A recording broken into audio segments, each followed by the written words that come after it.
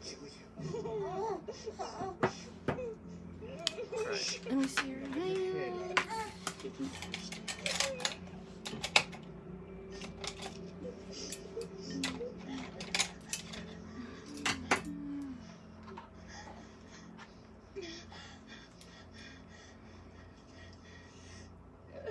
What are you doing? Stay No.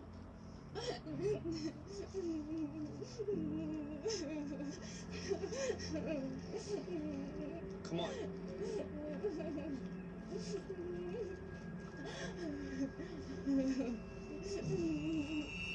Back at the Maryville police station, investigators are comparing driver's license photos from registered owners of red Dodge Shadows in the area to the image of the young man on the surveillance video. They want to know if the thief is the same man who abducted Sandy. Wait, check this one right here. Yeah. I think that's a match, Sergeant. Skeen, Aaron Lee. Aaron Skeen was his name. We learned very quickly that he was employed at Lowe's, which was basically in the same parking lot where Walmart was. I've never heard that name before, so it really meant nothing. We still had no connection of who he was or how he even knew Sandy. Okay, I want you to track him down. I want you to follow him. You got it. I'm on it, Sergeant. Perfect. Officer, can you give me a printout of that on my desk right away, please? There was not really a whole lot to find out about him. We ran his criminal history, and he had nothing.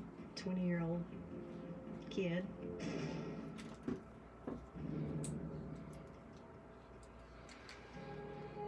1978, this is it. Mm-hmm. He lived with his parents, about a mile and a half from the police department.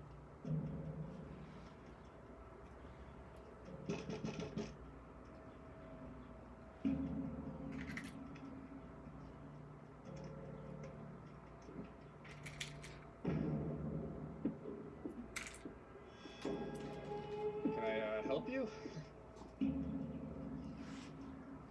You Aaron Skeen? Yes, ma'am, I am. Did he look like a rapist? Did he look like a kidnapper? Absolutely not. He looked like a normal, average, everyday young man. Do you know why we're here, Aaron?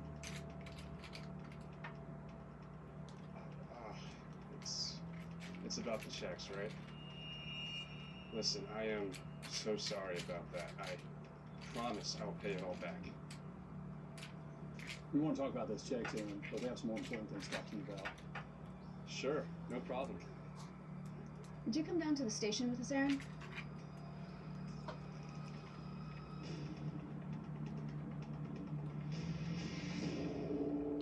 Sure.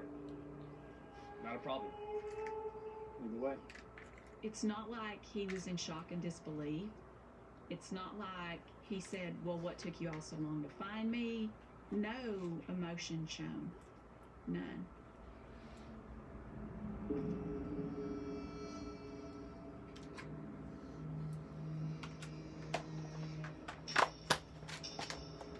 We did not waste any time when we got him upstairs to talk to him because, again, still in the back of our mind, TikTok, and hopefully, somewhere she is still alive.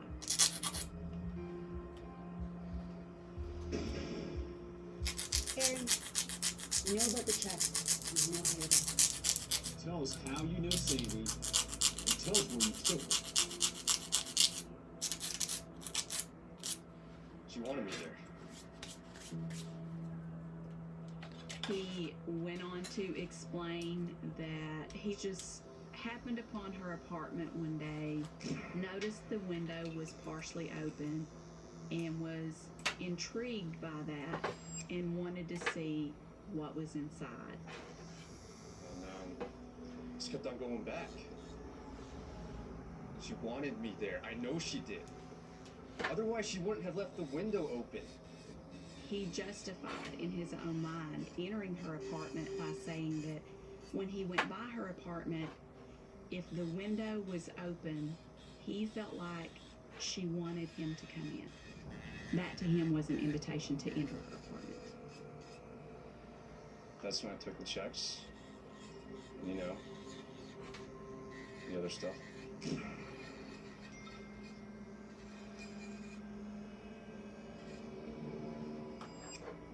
And the other night, she came home. Just need to look at her. He said he stood over her and just watched her for a few minutes until she woke up, opened her eyes, and he was standing over her. That's when you attacked her. Yes, ma'am. Then what happened? Why didn't you just leave her there? I couldn't. I just needed to take her with me.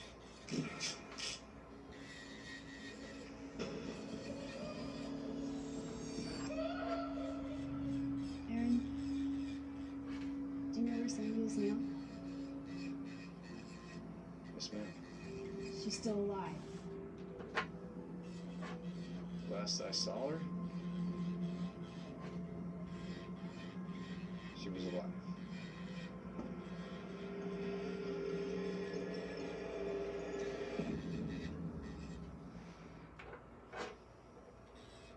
When it matters most, George Zink Injury Lawyers delivers results. I was rear-ended by a drunk driver. They got me $1.5 million. Go with the name you know and trust. Get George Zink Law Firm on the line for $999-9999. Unbuckled in. This should be fine. You are one twisted lady. First time I'm seeing it. I can't say I like it.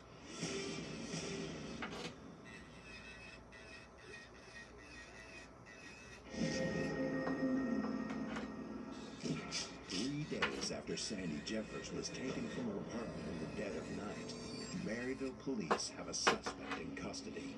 20-year-old Aaron Skeen has confessed to stalking and abducting Sandy. Now, police are determined to find her before it's too late. Aaron, do you know where Sandy is now? Yes, ma'am. She's still alive. Last I saw her, she was alive. He said the last place I saw her was on Foothills Parkway. She jumped out of my car, and that's the last time I saw her. So immediately at this point, take us to where you last saw her. Maybe she's still alive, but we've got to help her, Aaron. We've got to find her. We were filled with hope. We hoped more than anything that we would find her alive. Skeen takes investigators to a scenic outlet off the Foothills Parkway. From there, he leads them into the woods. So this is where you took her? Yes, sir. Took her out of the car and I realized the car door was still open. So I went back to shut the door. When I turned back towards her, she was running away. Over that way. She escaped. She was alive. Will you come over there with me? We can look together. Sure.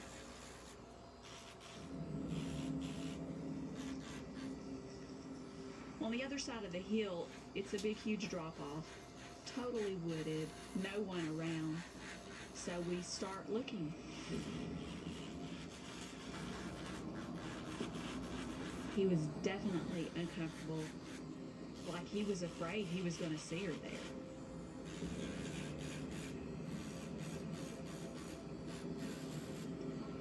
He was afraid, I think, to find her in the way that he left her.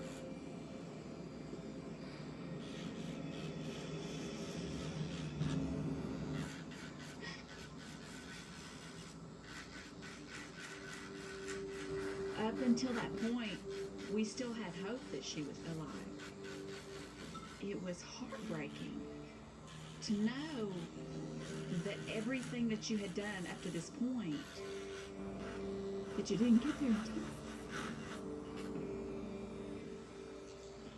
Put your hands behind your back. Sir, please, sir. Sir, I'm sorry. You're under arrest for the murder of Sandy Jeffers. Sir, please. I'm sorry. I was trying to get rid of the evidence, man. I didn't mean to hurt her.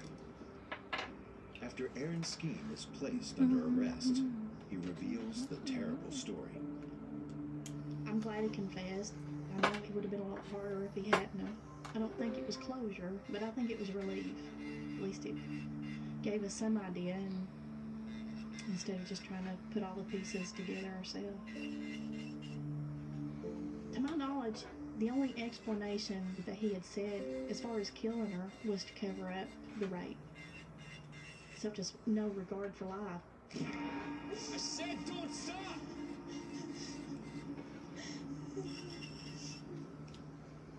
Aaron Skeen never intended to let Sandy Jeffers live.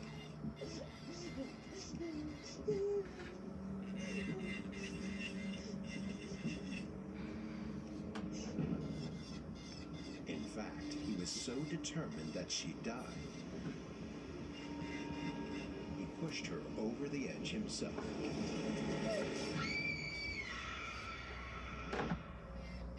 Still, Skeen never explains fully how he knew Sandy Jeffers. Sandy didn't know that he even existed, that Aaron Skeen was even on the face of the earth. That meant nothing to her. But eventually, investigators find what they think is the missing piece of the puzzle. Hi there. Hey, The only connection that we finally made was he banked at the credit union that she worked. How can I help you today? just need to cash a check. Sure. And from what we gathered, he had come in and he had seen her, got her name from her name tag, researched her name on the internet, got her address, and started stalking her. He would follow her. He would go into the bank where she worked and seek her out as his teller. And given the mindset of a stalker, he probably believed that these interactions meant so much more than him simply going up to a teller and her taking care of his business. So the more interaction he had with her, the more obsessed he became. On May the 10th, 2003, Aaron Skeen was charged with the rape, kidnapping, and murder of Sandy Jeffers. He ultimately took a plea deal to avoid the death penalty. He got a lot of years, life without possibility of parole, plus 124 years. So, I feel pretty confident he will die in prison. The world lost in Sandy Jeffers, a bright young woman who would have contributed to society in so many ways. She had so much potential and so much to give that it's like this big hole in the earth when she's gone. Knowing Sandy and how shy she was, it's kind of one of those situations, if it could happen to her, it could happen to anybody. You see this stuff on TV, you see this happen, and it's horrible. It's horrible. It's so much different when it happens to you. And to her, if you just knew her. The light went off. We just, a little bit of us just died that day with her.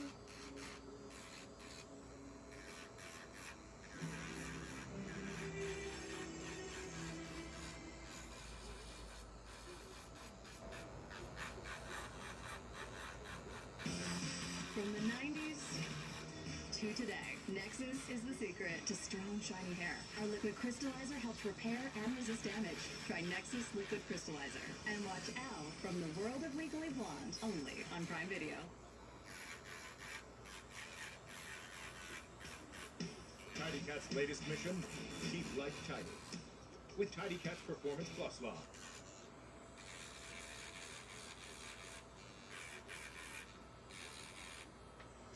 Tech assistant.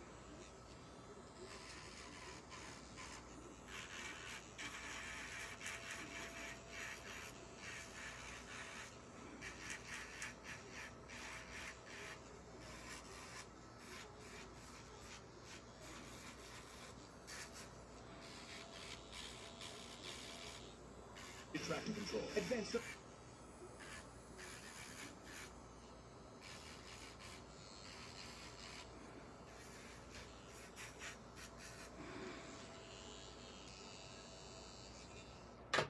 Mighty Max Power Plumbing. We got your back. Tidy Cats Performance Plus. Litter Mighty. Keep it tidy. Meet the wondrous new apartments.com AI. Show me dog-friendly apartments under $2,400. Sure, here are those listings. Any with dog parks? Yes, these have on-site dog parks. Apartments.com, the place to find a place. They're getting paid $5 to beta test Domino's new app, and so is she. And them. Literally all of you can now get paid just for ordering pizza. Get $5 to use on next week's order when you beta test the new app from Dom. Windows.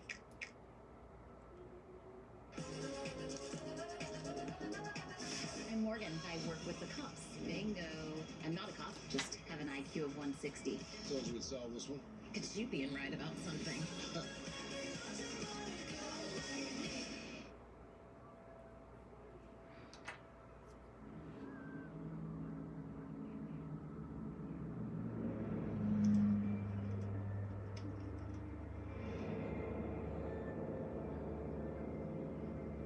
What's up? What are you filming? Where are you, my little movie star? Hey. Not you, Catherine, you whore. This part isn't for you. Sorry. Maybe next time. There you are, Cassie. Say hi to the camera, Cassie.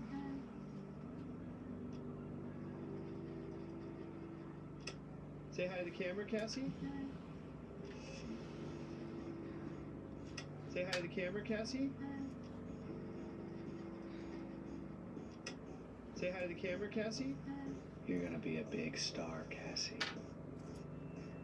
So am I.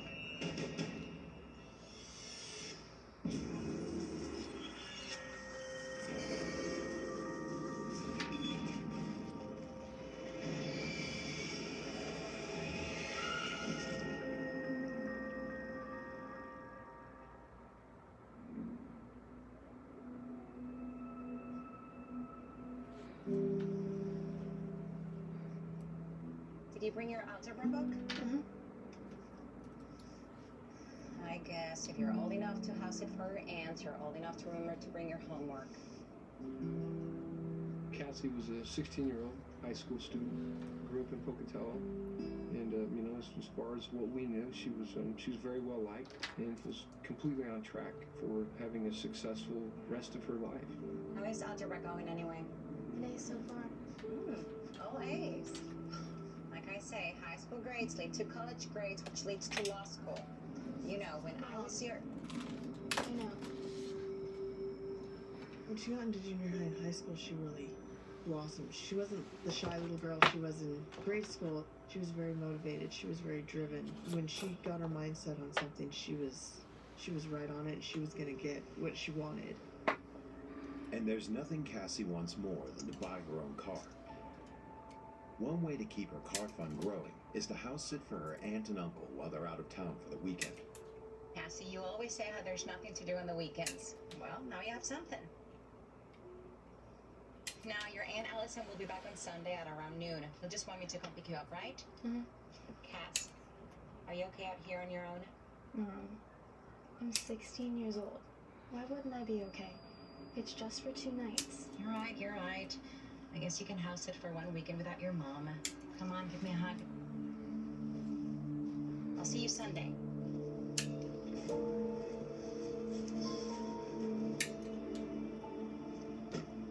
I love you. I'll call you this weekend. No parties. I love you too.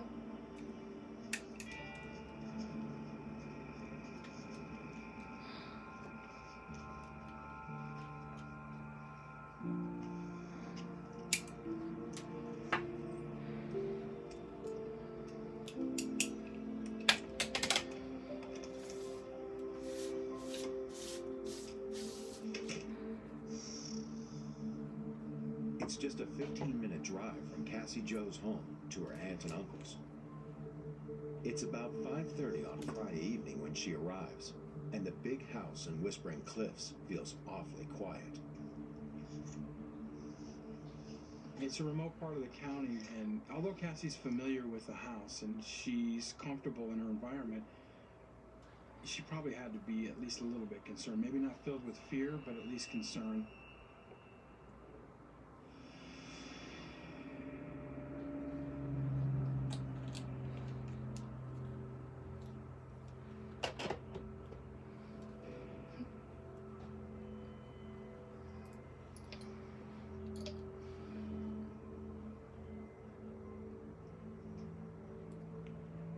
Hello?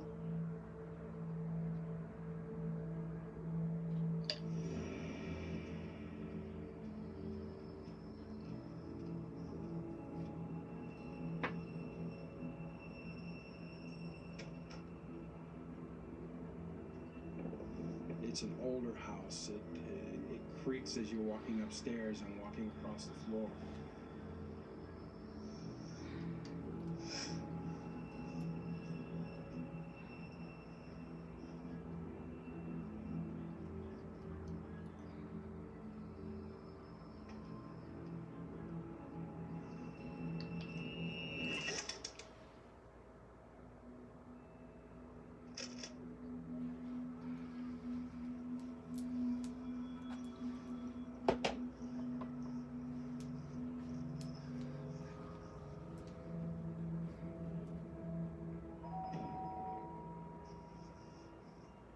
The biggest thing I could say about Cassie is anything she could do to help anybody, whether it be people, animals, anyone. She loved helping people. Okay, be right there.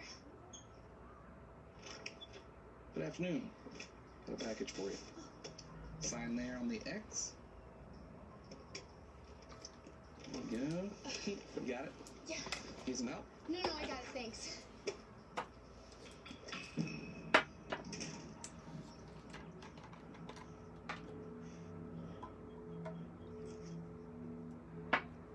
Cassie really enjoyed taking on the challenge of house sitting.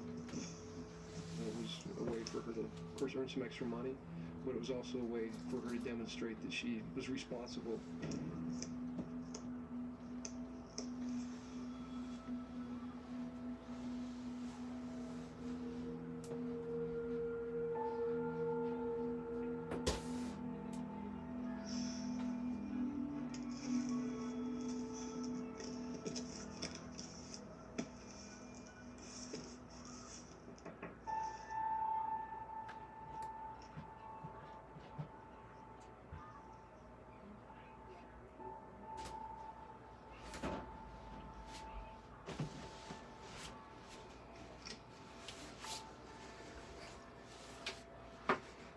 Who is it?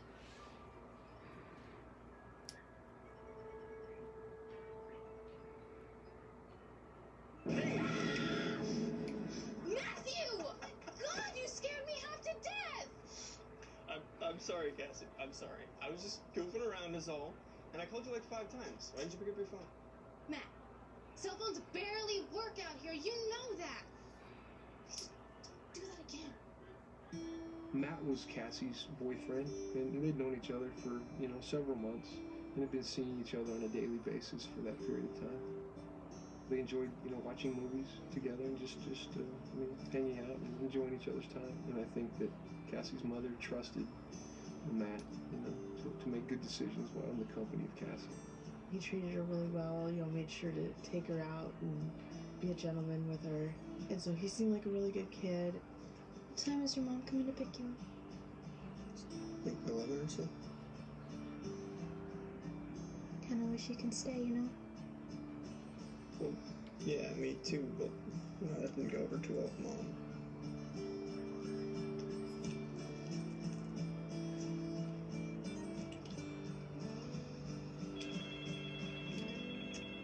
I'll answer it.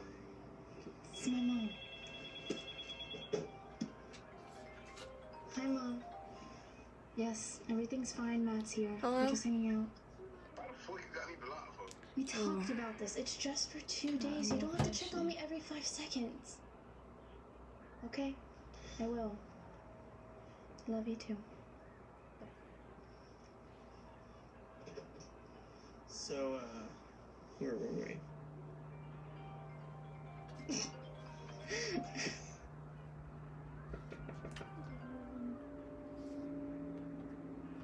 You expecting someone? Matt, you didn't tell anyone I was house sitting, did you? Maybe. Matt! Hey man, what's up? That's where the party's at. At 8:30, Brian Draper and Tori Adamczyk show up expecting to find a party. Cassie, Matt, and Brian and Tori all went to Pocatello High School together, and they considered each other friends. Hey, what's up, boys? Tori is the quieter of the two, with a passion for movies and filmmaking. More people are showing up, right? Where's everyone else? Brian is more outgoing. He's on the soccer team and loves computers. Both were, from all indications, just average kids. No, but more people are showing up, right? Definitely not. Take it easy, Cass. Uh-oh. Trouble in paradise. Where's the liquor cabinet? There is no liquor cabinet. Matt? No way. My aunt said no parties and you're the only one allowed over. I promised my mom. I'm sorry, Cass. No one else, swear. But Brian and Tori can stay, right? Yeah. Please, can we stay? Okay. Cassie was not a person to rebuke friendship. She was not gonna turn them away. She was very friendly that way. But with the party over before it even begins, the four teenagers decide to watch a movie instead. Gravedigger's Revenge. Let's watch this. They liked especially horror movies, those thriller type movies. Friday the 13th, Halloween, Nightmare on Elm Street, Scream, those kind of movies. Oh, would you look at that? He's got a shotgun. Yes, don't worry, guys. He got the monster with the shotgun. Oh my! Oh, look, and now I think that's Brian. That's Cass. I'm trying to watch Well, this. then can we please do something? Like what? I don't know. Something like, if we're gonna watch a movie, can we go to the theater and watch something that at least is not, 25 years old? And plus, I think Cassie wants some alone time. Am I right, Cassie? Am I right? You want some Brian! alone time? Quit! Slayer 4 is playing at the Twin Theater tonight. I'd see that.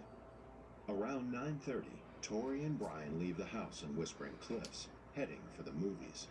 I'm sure that when they left, she just thought, finally, we get to spend some one-on-one time together. Cassie and Matt have no idea that their romantic evening is about to turn sinister.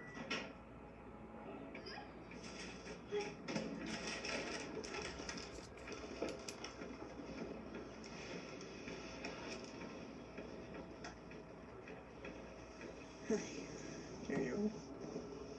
You wanna do that cutesy thing? You feed it to me. Feed me the popcorn. Okay, try it again. You missed my mouth that time. Why do I One more have to try. feed you? What just happened? I have no idea. Bro, what do you do for fun when you're on break? I usually just play some games. Playing games? Man, come on, what's so fun about that? Well, I actually won $500 in my game earlier. Is it a slots game? I won before too, but they never let you cash out. Man, you must have played a fake one. I just cashed out $500 to my bank account yesterday. Yo, why did you stop talking? I just won another $800. What game is it? Tell me. Dang, look.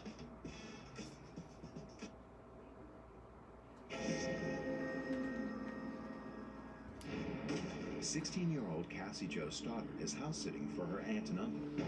She and her boyfriend Matthew have the house to themselves since their friends Brian and Tori left to go see a movie. Cassie is thrilled to be alone with her boyfriend. Once they left, Matt and Cassie continue watching a movie, but a short time later, the lights go out. At this point, they're in this big, dark, lonely house, so their level of fear is escalating.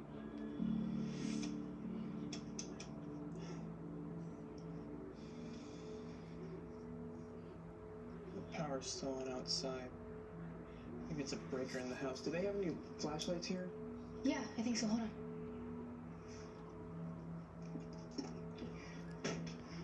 Yeah. Yeah, then do. There's probably a fuse box in the basement. I'm gonna check it out. Stay up here, okay? Okay, but hurry. I'm really freaked out. Don't worry.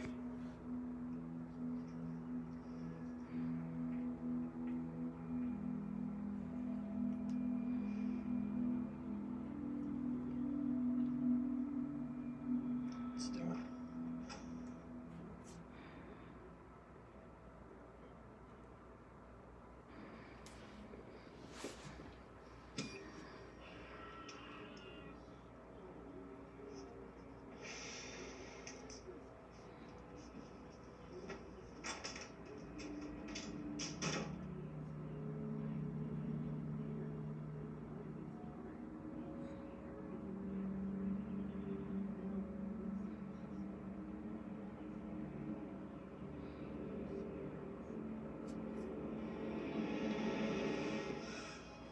That was weird, wasn't it?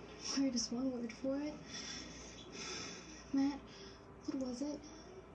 It's an old house. It was probably just old wiring or something. Who knows? Do we have to watch something scary?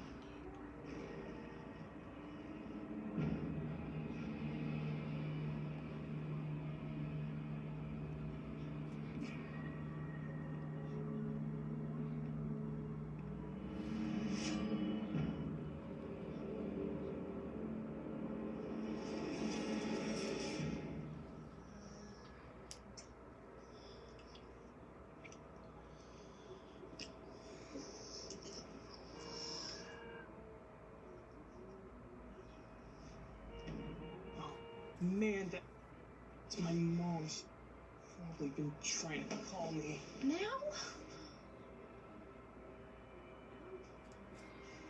She's outside. I wish you didn't have to go. I'm still kind of freaked out. Because of the lights? Look, Cass, it's just my mom. I've got an idea. I'll be right back. Okay? Matt, don't leave me. I'll be right back, Cass.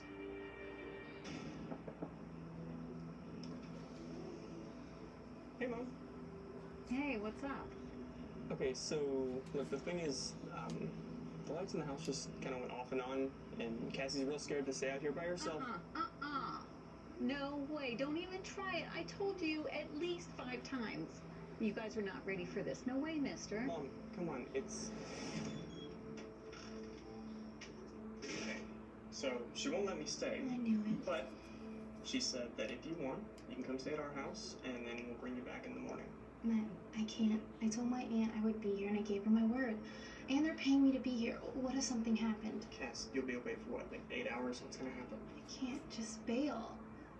Anyway, the lights were out for like 3 minutes. What was I so scared of? Probably won't happen again. Right? Probably not, but are you sure? My mom says you're more than welcome. Go. Mom's gonna get mad.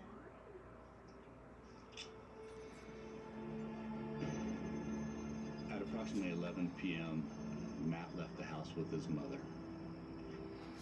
Now Cassie is, for what she knows, alone in this house.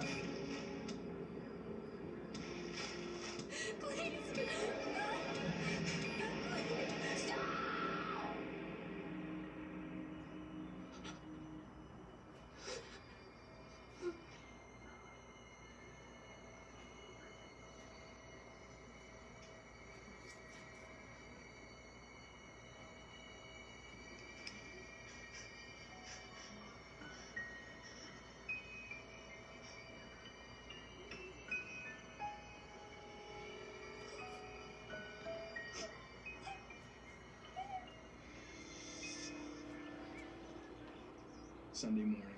The family she was house sitting for came back pretty much on time.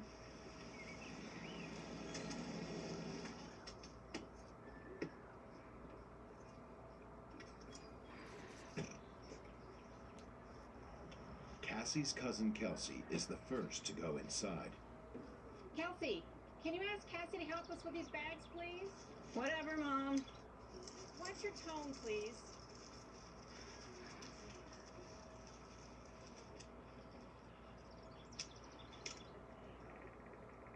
Door's open. Hey, Cass, we're back.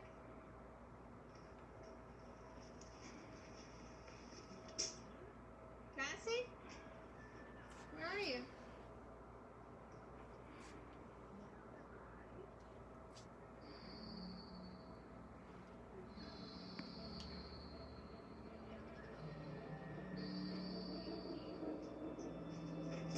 Could you help me already?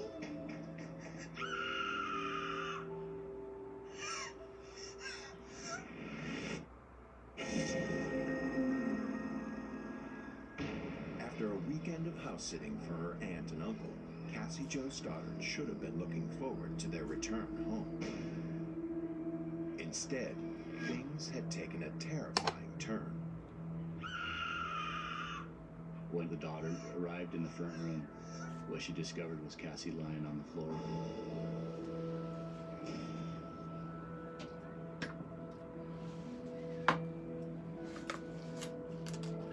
I was working, and my uncle came in halfway through my shift and told me that there was a family emergency. I says, okay. I says, what happened? And he goes, someone stabbed Cassie and she didn't make it. I really didn't know what to think. It was unreal, because I was like, no, I kept telling myself, no, this didn't happen. Meanwhile, when Cassie Jo's mother arrives to pick up her daughter, she's met with the kind of news no parent can bear. I can only imagine what was going through Cassie's mom's mind at that point in time. How afraid, how scared she could have been. When you take a situation where your daughter, the person that you gave birth to, the person that you love more than anybody else, is no longer with you, it's your worst nightmare. Detective John Gansky from the Idaho State Police is assigned to the case. When it was explained to me that, a 16-year-old girl had been savagely murdered, one of those things that puts a sense of urgency clearly in your mind, and you want to make sure and get as much attention on this as quickly as possible. Hey, Bozak. Did you get the call? Yeah, cousin found her. Looks like she's been here for a couple of days. What's all this? Blood trails all over. We don't know yet if the perpetrators are the victims. Where's the body? She's in the living room.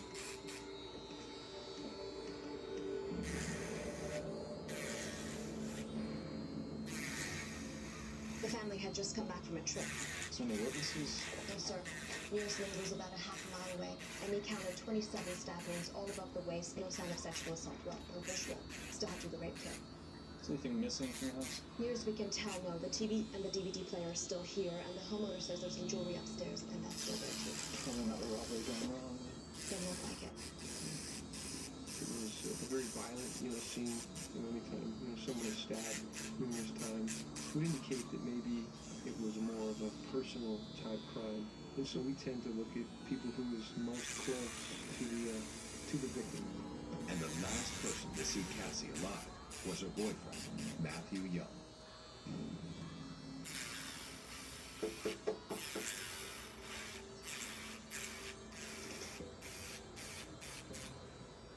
May I help you?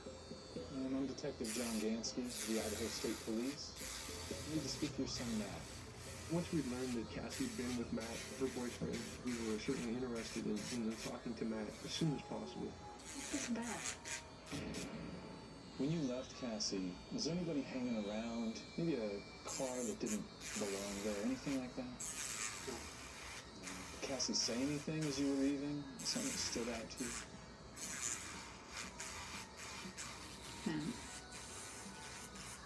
Just about the lights going out, that's all. She said that she was scared, but that she'd be alright. Matt was we got a different feeling from Matt. Everything he said appeared to be, truthful, but he lacked any emotion. He really was puzzled about why his girlfriend had just been murdered. and he wasn't really emotional about it. Was anybody else there that night? Yeah, Tori and Brian, but they're only there for about half an hour. Who are Tori and Brian? Cassie and I go to school. Okay. Maybe you can give me their contact information. I'll get you a school directory before you leave. Okay. Matt, how are you and Cassie doing? It was fine. What do you mean? Well, I mean, did you have a fight? Have an argument? Something, trouble between the two of you? No, nothing like that. Detective, what are you getting at? I'm just trying to get a clear picture of everything, all right? Look, Matt's been through a lot. It's been a tough day. I think we need some time. Sure. I'll get out of your hair. Investigators move on to Brian Draper and Tori Adamczyk, the two other teenagers who were at the house with Cassie that night. They told us that they were there to attend a party, and that nobody really showed up for the party. They hung around for a while. They watched part of the movie, and then they decided to leave and go to another movie at a movie theater. But after initial conversations with Matt, Brian, and Tori, they're no closer to finding out what happened to Cassie after they left the house.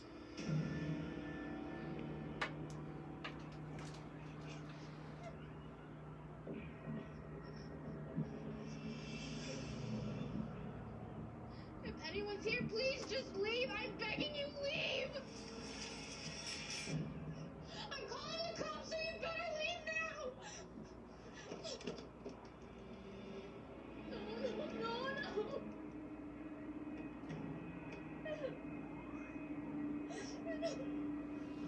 It is upsetting that someone would take advantage of her most vulnerable moment. Is not just the dark or the power outage, but when she actually realized that there was someone in the house out to hurt her. I could imagine that would be where the fear would have really set in.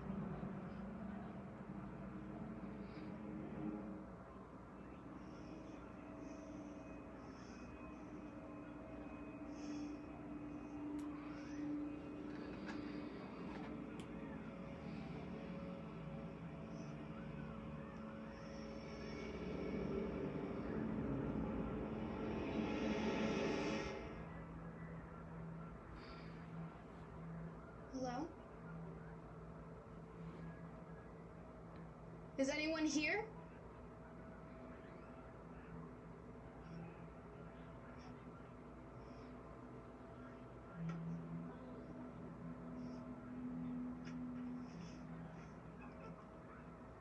You can put that one in the lamp.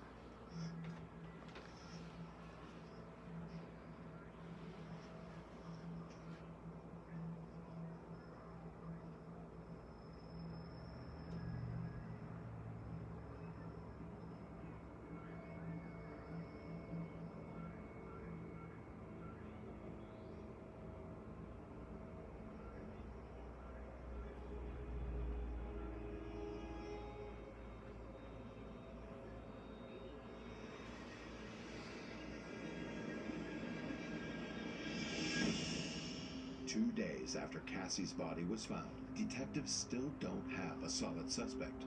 They've crossed off robbery as a motive and checked if other violent crimes were reported in the area on the night of the murder. But they weren't, so they decide to reapproach the teenage boys who were with Cassie that night. So we've interviewed Matt, and we've interviewed Tori and Brian, and I think initially we're we're thinking again that hey, they're 16-year-old boys and really not capable of this type of murder. Okay, we're ready to proceed. I need yes or no answers only, please. Matt was, his story was always consistent. The only thing that we were concerned with is his lack of emotion. And so the next step was to either to solidify his story or to poke some holes in it and get some inconsistencies. And so we offered him a polygraph. Is your name Matt Young? Yes. Were you with Cassie Jo Stoddard the night of September 22nd? Yes. Did you kill Cassie Jo Stoddard?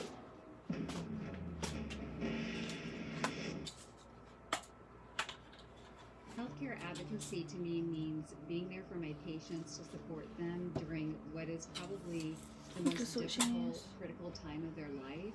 Advocates are healthcare experts with one job. They make the healthcare system work for you. Advocates can find the right doctors, schedule appointments, and even get meds, equipment, and specialists approved. The thing I love most about being an advocate is hearing my patients tell me that they feel heard. They feel like they have a fighting chance for the first time because they have someone in their corner. Advocates take on the calls, the insurance battles, and the endless paperwork. The tasks that keep pulling you away from the life you want to live. It goes so much beyond just healthcare and your doctor's appointments and your medication. My role is to take that weight off of your shoulders so that you can focus on your health. Covered by Medicare? See if you qualify for an advocate at solacehealth.com or call 800-780-3000. Wash after wash. Are your clothes fading and pilling? Why settle with your clothes just surviving when they could be thriving? Persil's new innovative Triple Care formula fights against fading, reduces pilling, and delivers a deep clean in one detergent. All to help the clothes you love stay looking vibrant, bright, and newer for longer. Switch to Persil to give your clothes the care they need to thrive, not just survive. Persil, now with Triple Care, the care your clothes deserve. This is the beginning of the end. The world is broken. I am being called to heal it. You have to show up and you have to fight.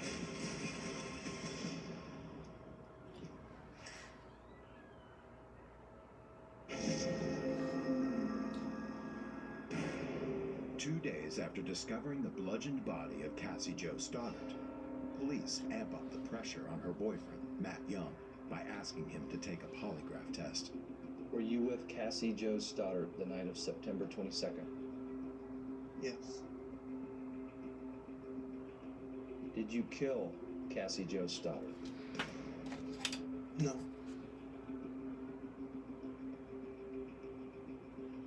Do you know who killed Cassie Jo Stoddard? No. We felt good about what Matt was telling us, and he come out through the polygraph, truthful. Police are now convinced Matt had nothing to do with the murder of his girlfriend and send him on his way. Once Matt is eliminated as a suspect, we knew that we still had Tori and Brian. We knew that we had to get back at them and start interviewing them again. So you guys left around 9:30, went to see a movie. What movie did you guys go see? We saw Slayer 4. Slayer 4. Put out on a limb. What's it about? It's a horror movie. All right. Who's in it? Who's in it? I don't know. I'm not sure of the names. What about the plot? What do you remember about the plot, Brian? The overall story. Like, what happens in the movie? Yeah, Brian. What happens in the movie? I don't remember. I do remember being really bored. Brian and Tori, they're both self-proclaimed movie addicts. So when you ask somebody that holds themselves out to be a movie expert, they should be able to tell you what that movie's about, unless they just didn't go to that movie.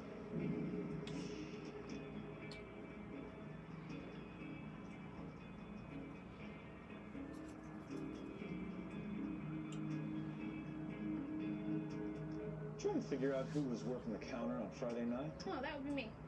Good. Looking to see if a couple of guys were in. There's Tori and Brian. So you know them. Are they here? Yeah, I know them. I go to high school with them. But they weren't here Friday. Not to know if they were. I was taking the tickets. Tori and Brian have been caught in a lie, but does that make them killers?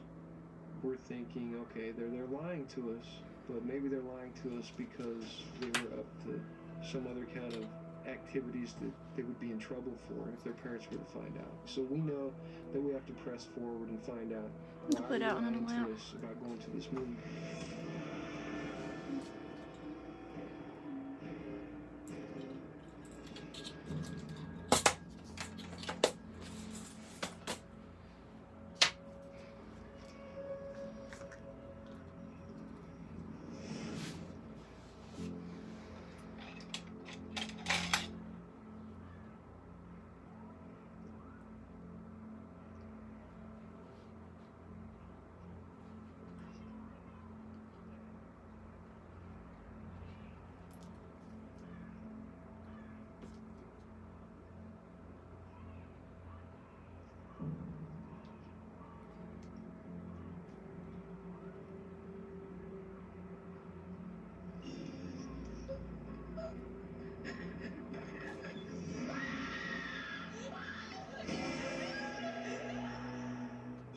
September 27, 2006, 5 days after the murder, Brian Draper shows up at the police station to take a polygraph exam. Right away, investigators can tell he's got something on his mind. When he showed up, he was crying, and usually in our line of work, that's a good thing. When you got somebody that's ready to tell the truth. Brian, do you want to talk about something? Take your time. Okay. We went back to Cassie's house. We left, but we came back. Who's we? Me and Tori. Just tell me what happened. Okay, we went in through the back because the door wasn't locked, and we were just supposed to scare her. I mean, it was just a prank. We were turning off and on lights, and it wasn't real. Then what happened? Is that when you went upstairs? Cassie was there, and Tori, he went crazy. Brian proceeds to tell us that he was there while Cassie was murdered. He was like, I have to do it. I have to kill her. And I was like, what are you doing? The next thing he sees Tori's arm go up in a stabbing type motion and stabs Cassie. Cassie lets out a blood-curdling scream. Then he states that Tori told him that he had to come over and he had to help finish her off. Not only is, Brian confessing for the most part, this horrific crime, but to our surprise, he's got more information. After killing their friend in cold blood, Brian and Tori gathered up all the incriminating evidence. Now, Brian is willing to show police exactly where they buried it. Brian, is any of this looking familiar? Brian? It should be just up here. Here. It's here. We pull back the dirt and we start looking. We start seeing some of the items that Brian, he told us would be there. We see some knives and we see masks. And we found something we never expected to find. Gansky? You've heard that.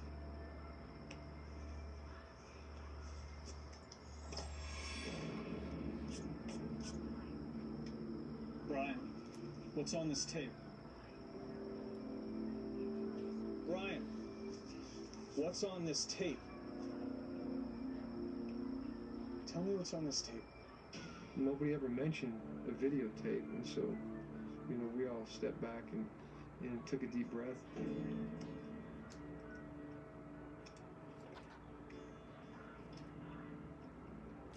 You could have heard a pin drop in the room when the tape began. We found our victim, and sad as it may be, she's our friend. But you know what? We all have to make sacrifices. Our first victim is going to be Cassie Stoddard and her friends. Turn your brights off, Alex. We'll find out if she has friends over. She's going to be alone in a big, dark house out in the middle of nowhere. How perfect can you get? I mean, like, holy dude. I'm horny just thinking about it. Hell yeah.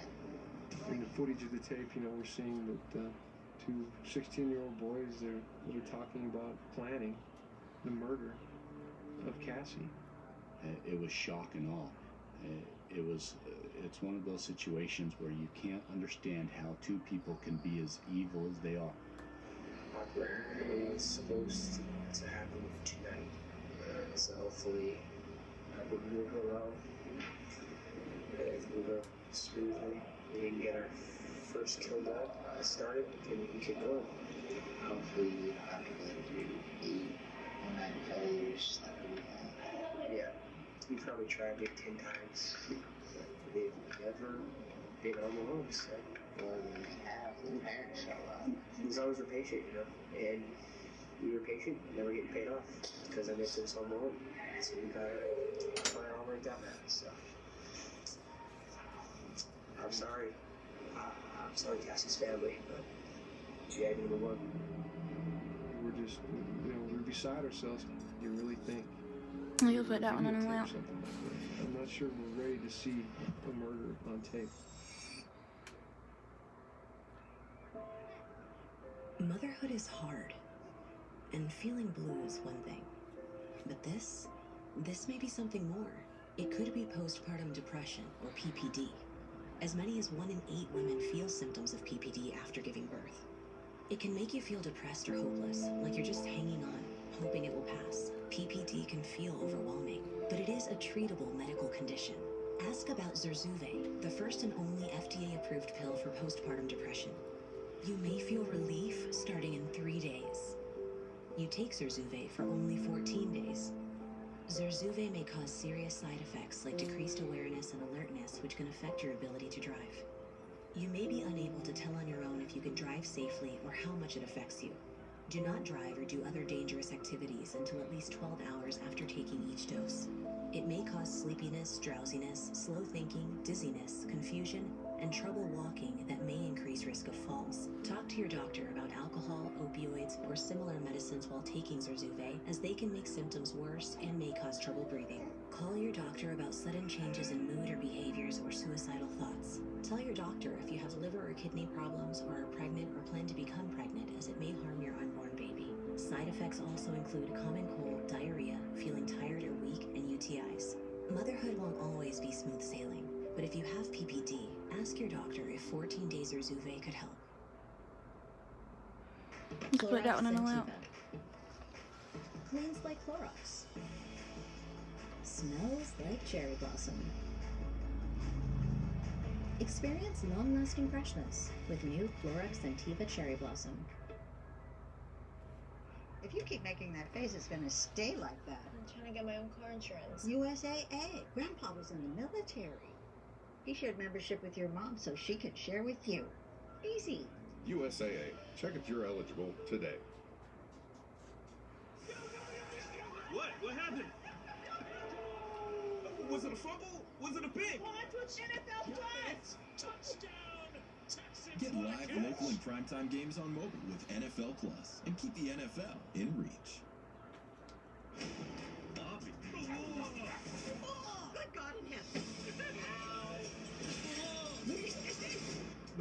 It's electric.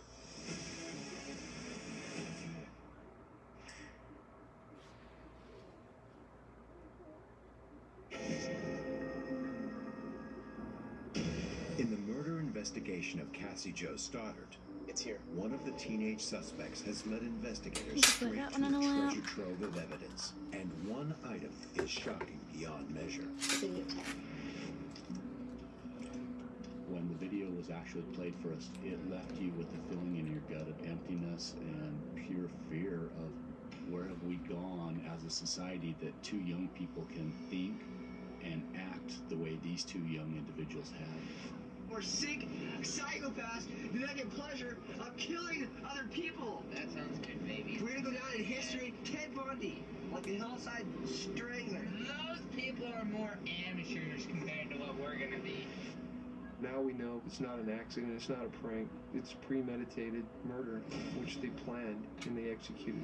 Once they heard that Matt was gone and Cassie's in a house by herself, Brian and Tori decide that they're going to turn off the lights again and try to get her to come downstairs. Is anyone here? But Cassie doesn't go downstairs, so they decide to go upstairs. And that's when they committed the ultimate crime of murder.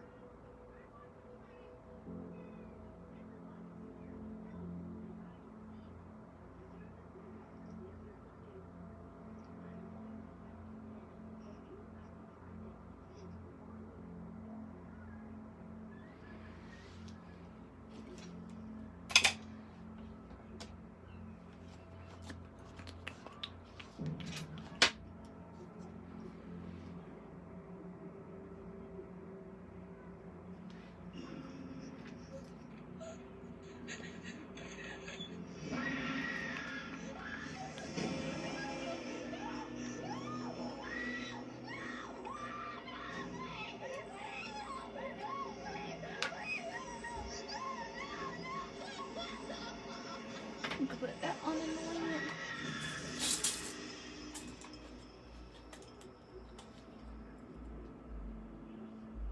Even though the murder wasn't filmed, I think it even makes it more chilling because it's filmed right up to the brink and right after, you know, the murder take place. And you know, in your mind, you can only put together the fear and the agony that we didn't see.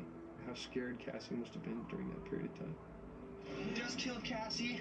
We just left her house. This is not a joke. I stabbed her in the throat and I saw her lifeless body just disappear. Dude, I just killed Cassie. It wasn't one-sided, as Brian would have us to believe. Here's two boys actively planning and collaborating a murder. And, you know, following the murder, you have some admissions, you know, on behalf of Brian, you know, that he had actually stabbed Cassie. And Draper and Adamczyk were arrested on September 27th, 2006, and charged with first-degree murder. At the trials, their stories were identical. Each boy saying, I thought we were just going to make a movie and gonna scare her. He killed her. He stabbed her. And in either boy's case, you could look at them and say, yeah, he doesn't look like a killer. The videotape disproved any of that logic. It proved that both of these boys were equally culpable.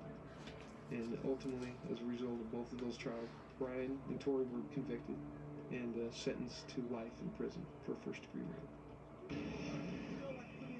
They wanted the infamy that would come from committing crimes such as this. They wanted to keep all of their videos in some type of a box.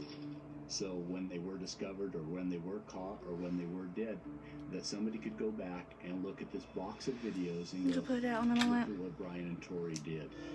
This was their horror movie. They planned it. They unfortunately achieved it. I think Cassie was the perfect victim in their eyes, strictly out of opportunity, because that was the first clear, clean opportunity that they had to do something and potentially get away with it. No one else around.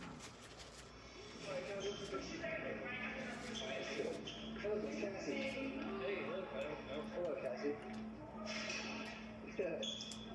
I'm getting you on tape, okay? Say hi, please. Okay, see ya. Wait. Have you seen Tori? He's supposed to be here at 7:30. It's 8:19. He's an hour late. You don't even care, do you? I would have never thought that it would have been someone who was her friend that did it. Someone that she knew or that she trusted. That would be someone to harm Cassie. And I always have fears anytime I let my kids, you know, walk out the door that something could possibly happen. I tell my children, Cassie's our guardian angel, and could put that one in a looks lamp. down on us from heaven, and so she's never going to be forgotten. She's always going to be loved, you know, not only by our family, but by the lives that she touched. And that way she does, you know, live on, even though she's not here.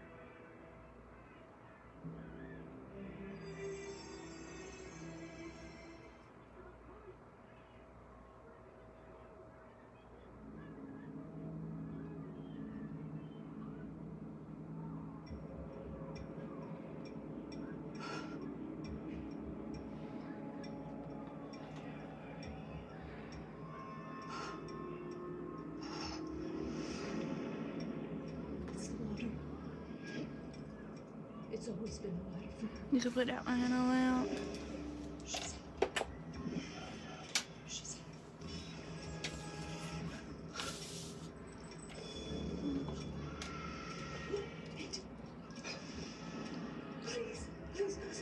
Please don't.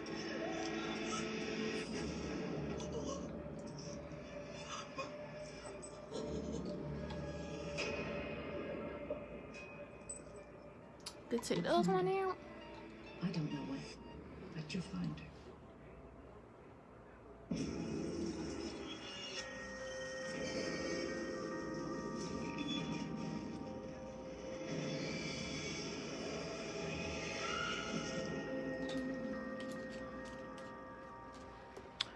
Let me see both of them. Generally speaking, witches and demons appear only in storybooks. But in Salem, Massachusetts, they're part of history. Whether the product of fear or faith, or the pure embodiment of evil, it seems clear. In this town, witches and demons remain very real.